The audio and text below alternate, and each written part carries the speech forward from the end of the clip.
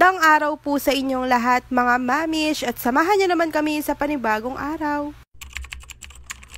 January 4, 2024 mga mams, ay gabi na nga pala ng mga oras na ganyan, kaya naman naisipan ko na nga palang maglinis dito sa amin at tinanggal ko na nga pala inilagay ko nung New Year, kaya naman heto ay dali-dali ko na nga palang hinugasan itong mga platuhan namin. Bali dito na nga muna ako nag-start na maglinis mga mams dahil hindi ko pa nga din naasikaso yung ibang gagawin ko. Dadalawang isip pa nga ako kung ililigpit ko na nga ba yung mga nilagay ko nung New Year o doon ko na nga muna ilalagay. Kaya naman naisipan ko na nga din tanggalin yun at nilagay ko na nga pala yung bigas sa may lagayan namin. Yung mga prutas naman nga ay nilagay ko na nga pala sa may refrigerator. Bay ko na nga palang nilinis itong mga basong pinamili namin mga mams. After ko nga pala nahugasan itong mga platuhan namin. Tanggal ko na nga pala yung presyo sa may baso. Buti na nga lang ay madali lang din tanggalin. Pagkatapos ko na nga pala nalinisan itong mga baso ay dali-dali ko na nga pala itong hinugasan para maisakub na nga. Sinabay ko na nga pala yung mga platuhan namin pero hinuna ko na nga muna yung mga bago. Charis. May bago ko nga talaga ay una-una mong iniingatan yung mga yun, charis. Ewan ko ba kung ako nga lang ba yung ganun o kayo din, charis. Dali-dali ko na nga palang niligpit itong nakalagay sa may lamesa para maitanggal ko na. Wala na nga lang din mailalagay sa baldo dito sa may lamesa namin. Ko na nga pala sa may lagayan itong mga nakalagay sa may lamesa. At tinanggal ko na nga pala yung laruan at tubig ni Tyler. Ko na nga muna sana tatanggalin tong lamesa pero baka biglang dumami na naman nga yung nakalagay sa may lamesa namin. The more na maraming space, the more na maraming kalat. Kaya naman mas maganda pagka maliit lang at least na may maintain mo yung kalat. Dali-dali ko na nga palang tinanggal yung lamesa para kako naman ay makapagwalis na nga din ako. Tulot ko na nga pala yung mga laruan ni Tyler sa may floor. Buti na nga lang yung mga junakis ko ay nasa kwarto na nga kasama nga si Baldo. Ilang beses na nga din ako na-atching dyan mga mamish dahil masama talaga yung pakiramdam ko. O diba kahit masama yung pakiramdam ay kailangan pa rin kumilos. Tanggal ko na nga pala yung mga letters mga mamish para magkasya nga yung mga laruan ni Tyler. Dahil itatabi ko na nga muna sa may itaas ng box at saka ko na nga lang din aayusin. Separate ko na nga pala yung laruan ni Bunso para kako naman pagka kukunin nga niya ay minsanan na lang. Adjust ko na nga pala yung puan mga mams kaya naman pinulot ko na nga pala yung ibang laruan ni Tyler. At winalis ko na nga din to para matanggal na nga din yung mga dumi-dumi. Pagka hindi pa nga talaga palatado tong pader ay maalikabok talaga. Katapos ko nga pala na iwalis ay nilagay ko na nga pala yung mga basket sa ilalim ng upuan. At ginamit ko na nga pala yung isang basket ni Tyler para mailagay ko nga yung mga sapatos namin. Hindi ko na nga mailagay yung mga sapatos namin sa may lagayan. Kadalasan pagka nilalagay ko nga yung mga sapatos doon sa lagayan ay laging sabog. Diba, konti na lang talaga, magre-resign ka na, charis.